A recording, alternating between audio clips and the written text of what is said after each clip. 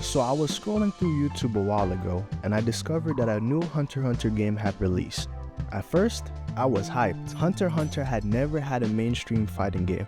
It was the perfect opportunity for the franchise to get some spotlight, considering the manga is like a black father. It hasn't been around in years. When I saw what the game looked like, I was impressed by how ass it looked. It looked like one of those fake mobile game ads meant to trick iPad kids. The craziest part is that people were actually trying to gas this game up. I saw people on Twitter try and claim that you're not a real fighting game fan if you think this game looks bad. It's what real fighting game fans wanted, not that Naruto shitstorm arena fighting BS. This is a dream game for a lot of us, and the negativity online is not it, especially from unqualified weebs who don't realize how fucking amazing it is to have a Hunter x Hunter game in the style of Marvel vs. Capcom 3. Do you all realize how major this game could be? I could see it being around for a long time with multiple DLCs and an enduring competitive scene. Don't speak on things you know nothing about. Look at my nigga Gon. He looks disappointed being in the game. All this arguing on Twitter got me thinking, are anime fighting games bad? No. Wait, no, that wasn't in the script. I meant yes. And I'm not talking about games like Tekken or Blaze Blue. I'm specifically talking about games that are made because of a successful anime adaptation. Basically, I'm talking about cash grabs. Many of the mainstream anime games of the last couple of years have been overpriced, soulless garbage. Of course, there are exceptions, but we can't have Dragon Ball carry the entire anime game industry. There's only a handful of good anime games out there. The majority of them are Dragon Ball games, a few of them are from Naruto, and the rest are just straight mid. The biggest and most recent example of anime games being complete garbage is Jump Force. When the first trailer for Jump Force dropped, it was making waves. This trailer had grown men screaming, myself included. This was the most anticipated anime game of all time. We were going to get the biggest anime crossover in history. This had potential to be game of the year. You boot up your PC, you install the game, you open it up, and then, what the fuck is that? Why does he look like that? Why does he move like that? What am I looking at? Okay. The cutscenes may look odd, but if the gameplay is fun, this could still be game of the year. You then enter into one of the most laggy and unplayable servers ever. On top of that, the combat is clunky and uninspired. Everything is auto combos and there's no room for improvement. Nothing is rewarding about a fighting game like this. The whole point of a fighting game is to discover combos and learn mechanics to gradually get better in matches. In Jump Force, you can just spam buttons while stroking off with one hand. The story of the game isn't much better either. A real story isn't even necessary in fighting games. All the characters could be fighting over the last slice of pizza, and it would be a way more enjoyable story than what we got. It's a repetitive cycle. Nigga turns evil, fight evil nigga, save nigga, repeat. Easily, the worst part of story mode are these Sorry, my bad, I forgot how ugly these bastards are. I apologize for putting these creatures on your screen. Every aspect of these villain designs are disgusting. Their color palette, their clothing, and especially their facial structures are repulsive to look at. I can't look at this for too long. It's going to give me nightmares. The biggest problem with Jump Force is that it's an unfinished product pretending to be a finished game. Sometimes cutscenes are just not animated, and when they are, they're uncanny and unnatural. Everyone moves like Chuck E. Cheese animatronics. The character models themselves just don't sit right with me either. The art style of the game tries to be realistic and mature, but it just doesn't fit the style of the shonen mangas it's based on. Every character has this weird plasticky look that just makes them look like Temu action figures. There's barely any personality to this game. It's just another boring arena fighter with the most recognizable anime characters. But they don't do much with them.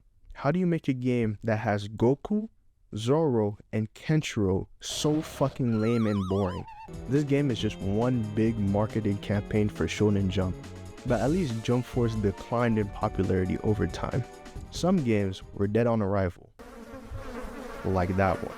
Just like Jump Force, I was hyped for Curse Class. Not because I thought the game looked fun, it looked like ass, but because I am a D1 Jujutsu Kaisen hater. When it comes to hating on JJK, I'm like LeBron James.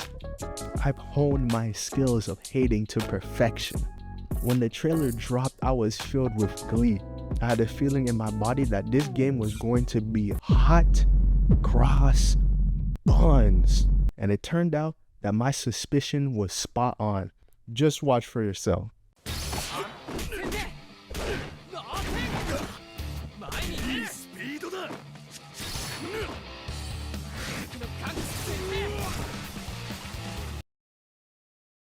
Yeah, that's it.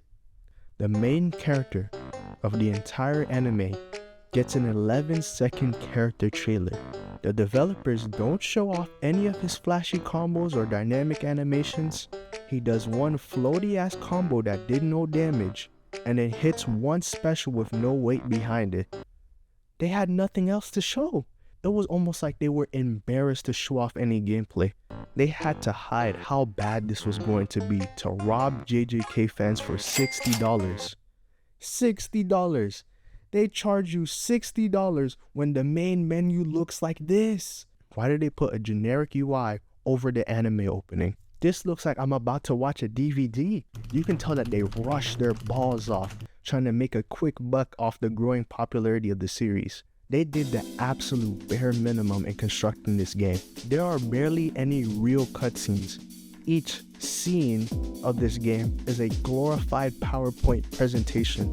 They took screenshots of the anime, put them in tiny rectangles, and then added text next to it.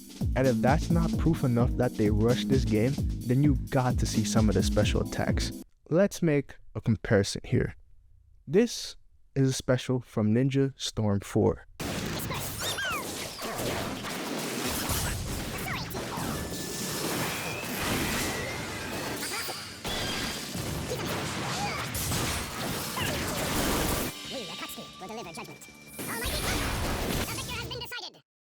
This is a special from Curse Clash.